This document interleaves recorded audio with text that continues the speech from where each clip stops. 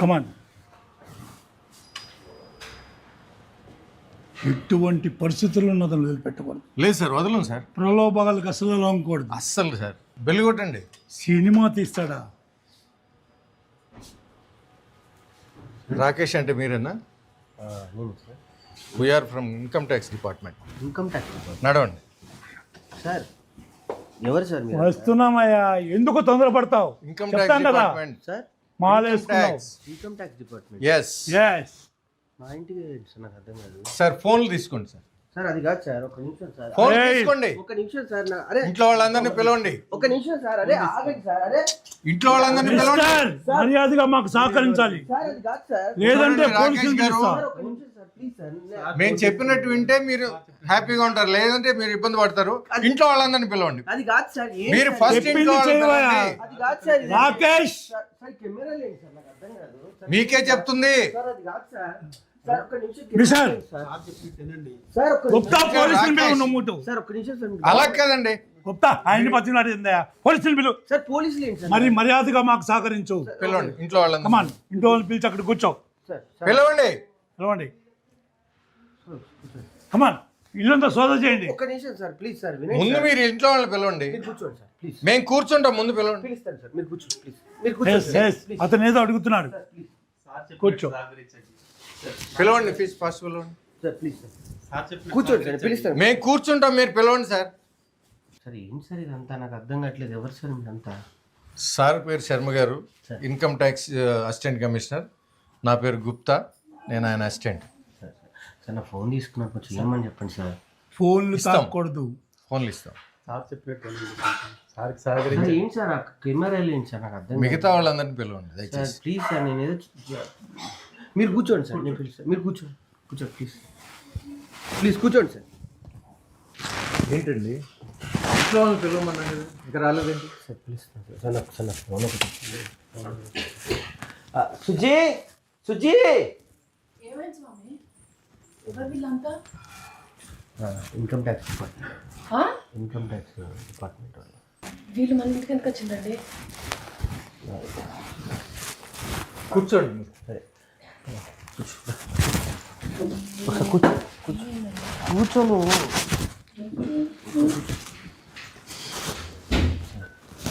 చెప్పండి. ఇంట్లో ఇంకెవరున్నారు? మా అమ్మ పాపని చూసుకుంటూ ఉంది సార్.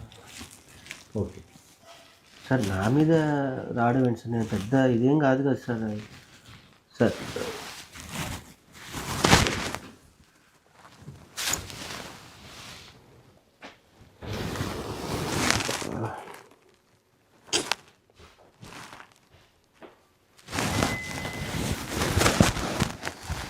ఇవన్నీ ఫేక్ సార్, ఇవన్నీ నా దగ్గర కూడా వచ్చాయి సార్. ఇవన్నీ ఫేక్ న్యూస్ సార్, అవును సార్, ఫేక్ న్యూస్ సార్ ఇవన్నీ.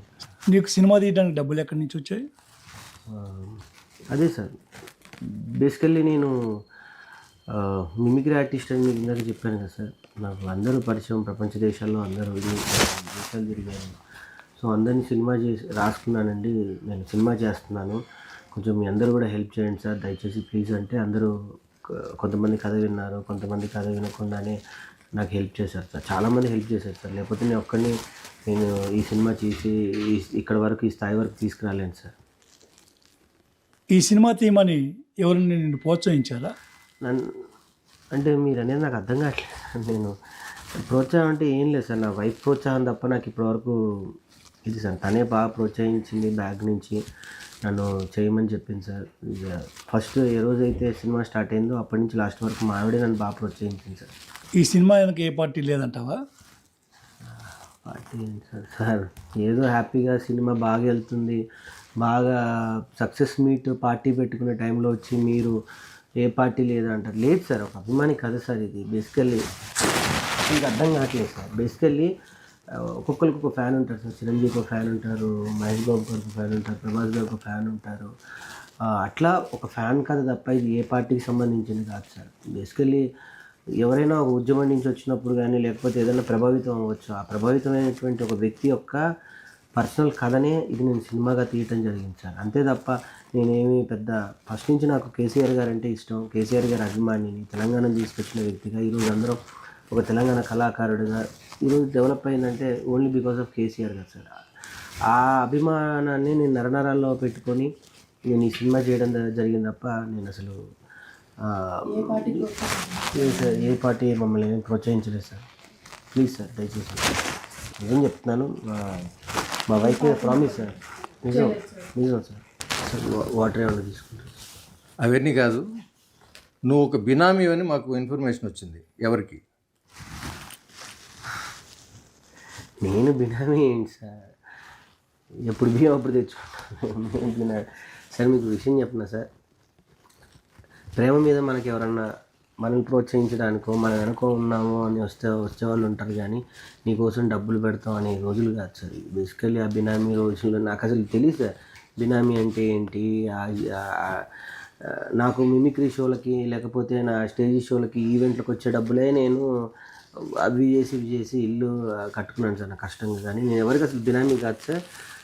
అసలు ఆ వర్డే నాకు తెలియదు సార్. నాకు నన్ను ఎందుకు బినామీ పెడతారు సార్? నాకు ఏముందని సార్, నాకు పెద్ద ఫ్యామిలీయా లేకపోతే నా ఇదా? మేము ఉండేదే నలుగురం సార్ ఇంట్లో. బినామీ అన్న పెద్ద పదం దయచేసి వాడకండి సార్, ప్లీజ్ సార్. నీకున్న ఆస్తులు ఏంటి? ఆ డాక్యుమెంట్స్ అన్నీ పట్టుకురండి. సార్ మీకు అర్థం కావట్లేదు సార్, డాక్యుమెంట్స్ పేపర్స్ అవి ఉంటే నిజంగా లేవు సార్. అవి బ్యాంక్లో పెట్టి కొన్ని ఇంటికి అయితే కూడా బ్యాంక్లోనే పెట్టింది సార్, ఇంట్లో ఏం లేవు సార్. బ్యాంక్లో పెట్టి కొంచెం డబ్బు అవసరం ఉంటే సినిమా మధ్యలో కొంచెం ఫైనాన్షియల్గా ఇబ్బంది అయితే సార్ కొన్ని బ్యాంక్లో పెట్టేసి డబ్బులు తీసుకొని వచ్చాను సార్. కాగితాలు ఏం లేవు సార్. నాకున్నది ఒకటి ఇల్లు సార్. రోజే గారు మీకు ఎంత ఇచ్చారు, ఏమి ఇచ్చారు? రోజా గారు సార్. హరీష్ రావు గారు ఎంత ఇచ్చారు, ఏమి ఇచ్చారు చెప్పండి సార్. అదే సార్ నేను చెప్పబోతుంది. మన మీద ప్రేమగా ఎవరైనా వచ్చి నన్ను ప్రోత్సహించడానికి వస్తే వాళ్ళకి ఏమైనా ఇచ్చినట్టేనా సార్? రోజా గారు అంటారా, మొదటి నుంచి నాకు జబర్దస్త్ బాండింగ్ సార్. నాకు ఆమె ఏమి ఇచ్చారు అని అంటే ఆమె నాకు ఎంత ప్రేమని ఇవ్వాలో అంత ప్రేమని ఇచ్చారు, ఎంత ప్రోత్సాహం ఇవ్వాలో అంత ప్రోత్సాహం ఇచ్చారు సార్. అంతే తప్ప నాకేం ఒక రూపాయి కానీ ఏమీ ఇవ్వలేదు sir. Promise sir, God promise sir, నిజం సార్. మా వైఫ్ మీద ప్రామిస్ సార్, ఏమి ఇవ్వలేదు సార్. సార్ ఒకసారి నా ఫోన్ ఇవ్వండి సార్, డైరెక్టర్ గారికి ఇమీడియట్గా ఒకసారి ఎవరికన్నా ఫోన్ చేసి కూర్చోండి. సినిమా ఓపెనింగ్కి ఒక ఎంపీ గారు వచ్చారు, ఆయనకి మీకు ఏంటి సంబంధం? సార్ సంతోష్ కుమార్ గారి గురించి సార్. ఆయన గురించి అడుగుతున్నాను, ఆయనకి మీకేంటి సంబంధం? భగవంతుడికి భక్తుడికి ఉన్న సంబంధం ఉంది సార్. అగరబత్తి కాలిపోతావు, తర్వాత ఆరిపోతావు. సార్ నిజంగా చెప్తున్నాను సార్, నాకు ఇన్స్పిరేషన్ సార్. నాకు మొదటి నుంచి చిన్నప్పటి నుంచి నాకు ఎందుకు ఒక కళ ఉండేది సార్. ఆ మొక్కలన్నా కూడా నాకు ఆ చెట్లు, నేను పల్లెటూరులో పెరగడం జరిగింది. నా వెనక స్థలం ఉంటే నాకు అన్ని చెట్లు పెట్టుకొని చెట్ల మధ్య ఉండాలని నేను రెంటుకున్న ఇంట్లో కూడా సార్ నేను చాలా చెట్లు పెంచుకునేవాడిని.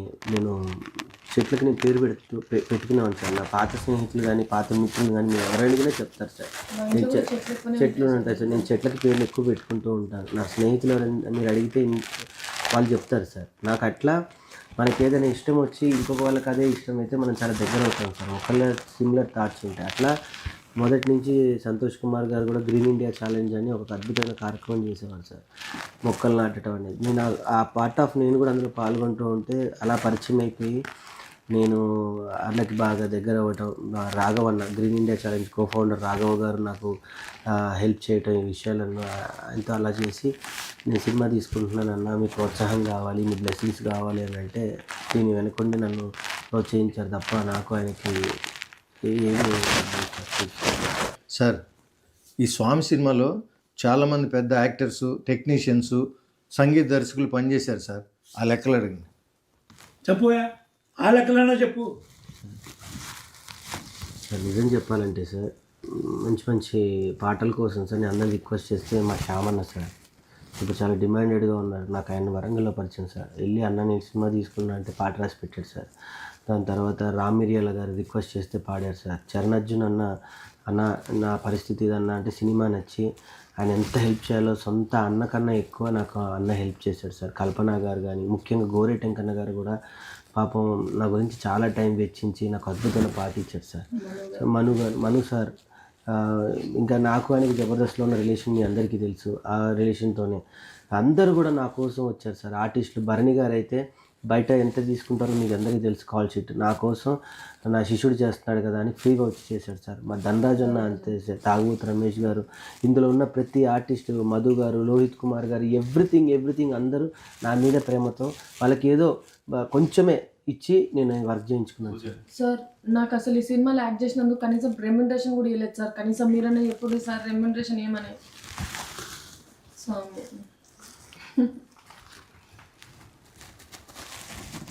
అందరినీ రిక్వెస్ట్ చేసుకొని కాల్ పట్టుకొని నేను వర్క్ చేసుకున్నాను సార్. ప్లీజ్ సార్ అర్థం చేసుకోండి సార్.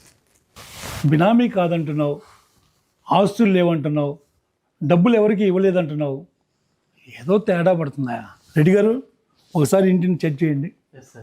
సార్ సార్ అది కాదు సార్ నా కూర్చో మిస్టర్, కూర్చో.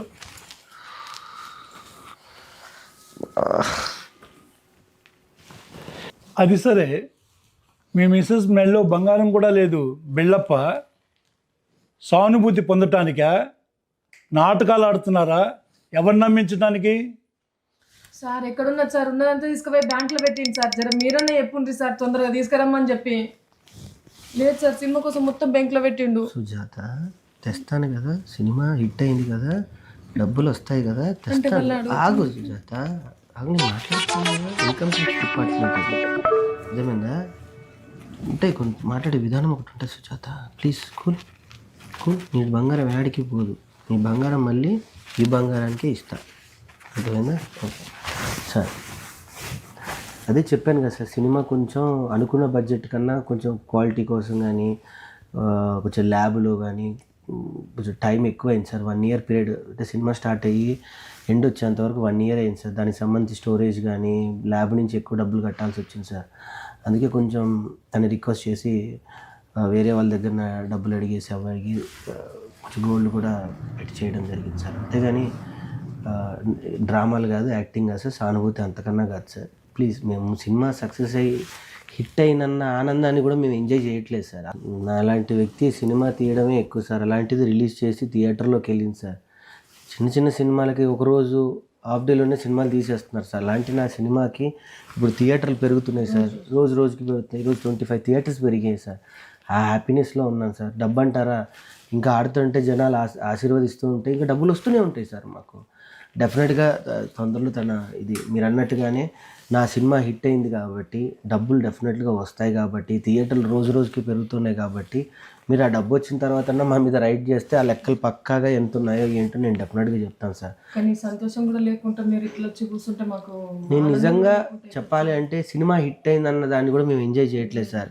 ఇంకా సినిమాకి జనాల్లోకి ఎలా తీసుకెళ్ళాలి, థియేటర్ వాళ్ళే మాకు ఫోన్ చేస్తున్నారు, దీన్ని ఇంకా ఆడిస్తాము, దీన్ని నడిపిస్తాము, నీ వెనక మేము ఉన్నాము, నీ కష్టాన్ని వెనక మేము తోడుగా ఉంటామని. వాళ్ళకి చాలా పెద్ద విషయం సార్. నిజంగా ఇది నేను తీసేటప్పుడు ఇది నా సినిమా అయింది సార్. కానీ ఇప్పుడు మొత్తం తెలంగాణ ప్రజలు కానీ తెలుగు ప్రజలు అందరూ ఓన్ చేసేసుకున్నారు సార్.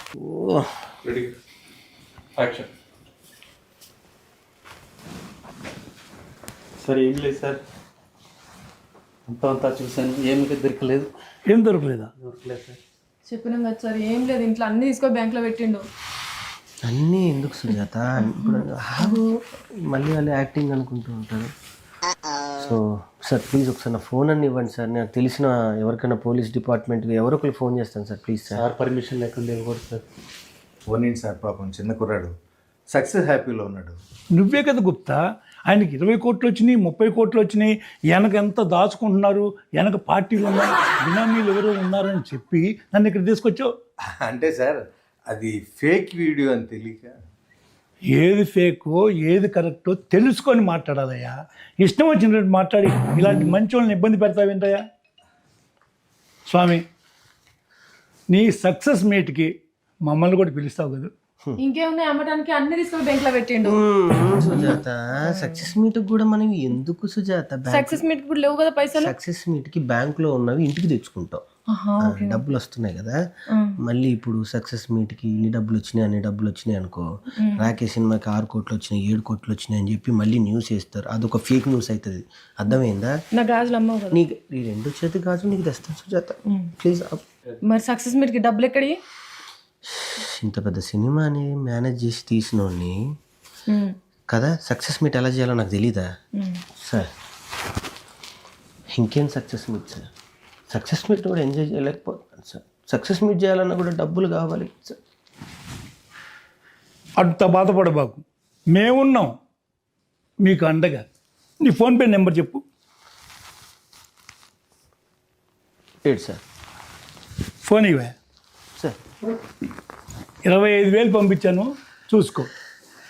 అవును గుప్తా, బెల్లం కొట్టిన ఇలాగ అలా నిలబడకపోతే కూర్చోకపోతే ఆయన కూడా నువ్వు ఏదో డబ్బులు ఇయ్యి. సార్ ఆ, పిల్లికి బిచ్చం పెట్టిన వాళ్ళు మీరే 25,000 ఇస్తే నేను ఇయ్యనా సార్? ఇస్తా ఏందో. సార్.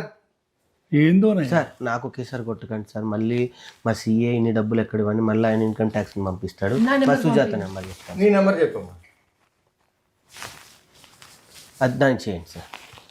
30,000 కొట్టాను సార్. Good good. ప్రెస్ మీట్కి మన డబ్బులు మనకు వచ్చినాయి చాలు, దేవుడు